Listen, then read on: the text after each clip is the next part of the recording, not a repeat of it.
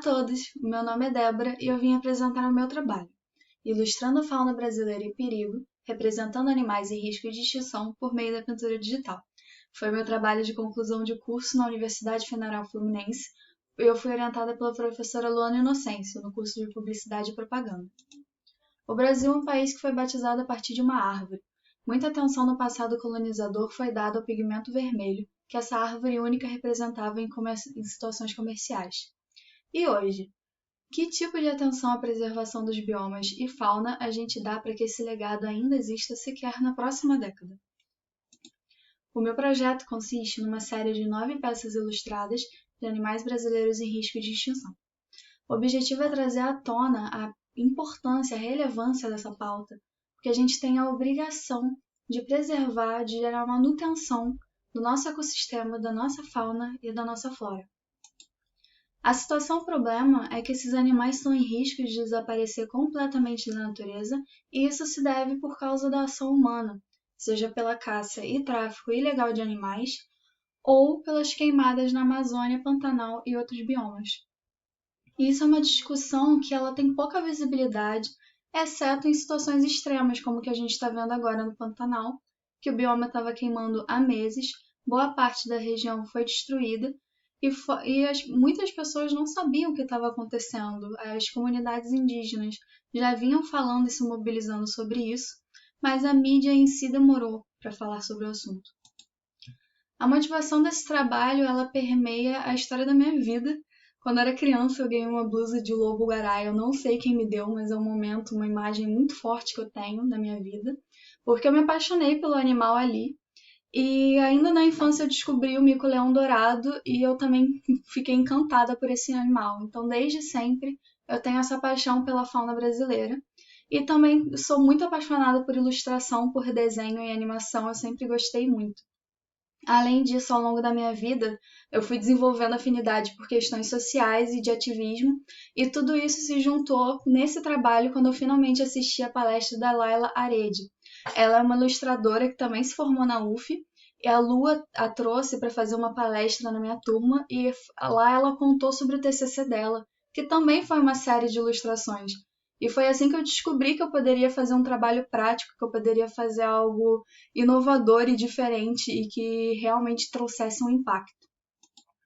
A nossa fundamentação para essa pesquisa ela se inicia a partir de uma abordagem semiótica sobre o poder da imagem. Donges fala em 2005 que a comunicação humana começa com a imagem. A espécie humana na época das cavernas fazia ilustrações com pigmentos, com carvão, contando histórias, ilustrando bichos. Então a ilustração ela permeia a história da comunicação humana. Além disso, o visual é a forma mais rápida de ser compreendida, por isso tem impacto imediato. Santaella e No falam em 2013 de que o visual é o primeiro estímulo a ser percebido.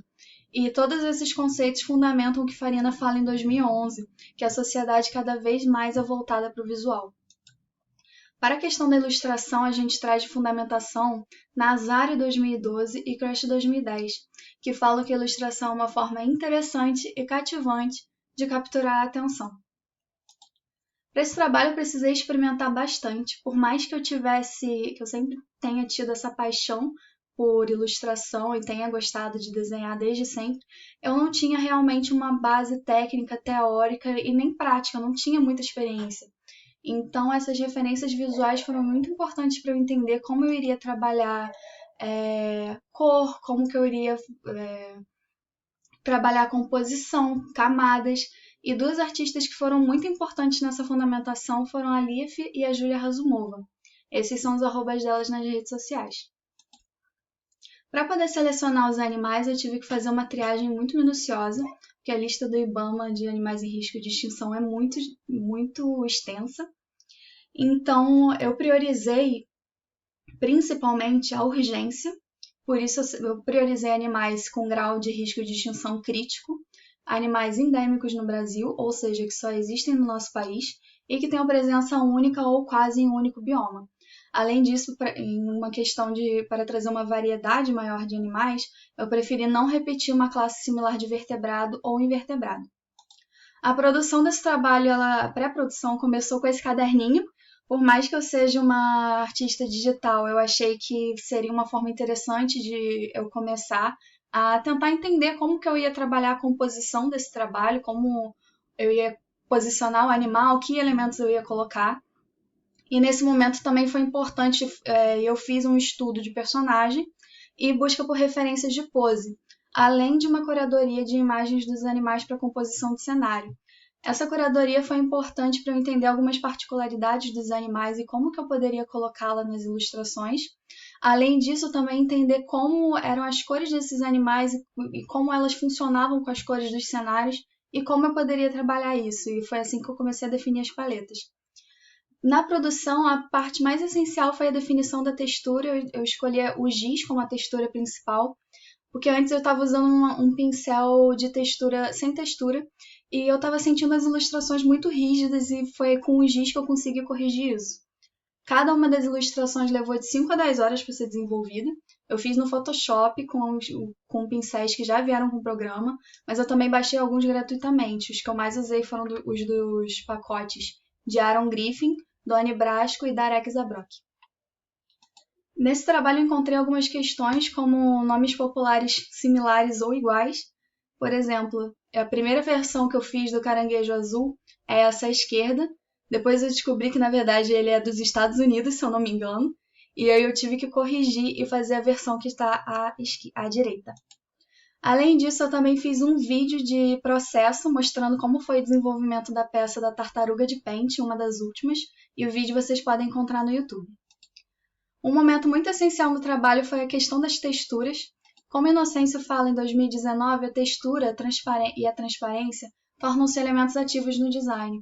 E realmente foram as texturas que me ajudaram a desenvolver essa peça, foram com elas que eu fiz a minha narrativa, que eu trouxe a personalidade para o meu trabalho. Eu também pude entender o quanto eu poderia usar um pincel, usei a mesma textura em situações das mais diversas. E também usei texturas específicas, como para fazer os pelos de alguns animais.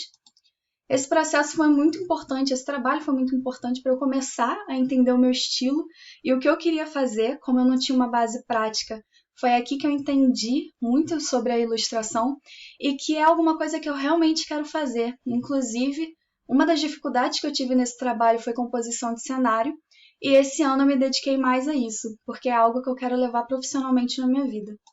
A divulgação foi pensada para as redes sociais, postadas nas minhas redes sociais de ilustradora, e pensando nisso, na possibilidade das pessoas printarem e divulgarem essas imagens sem apoio de legenda, eu fiz versões com os nomes dos animais.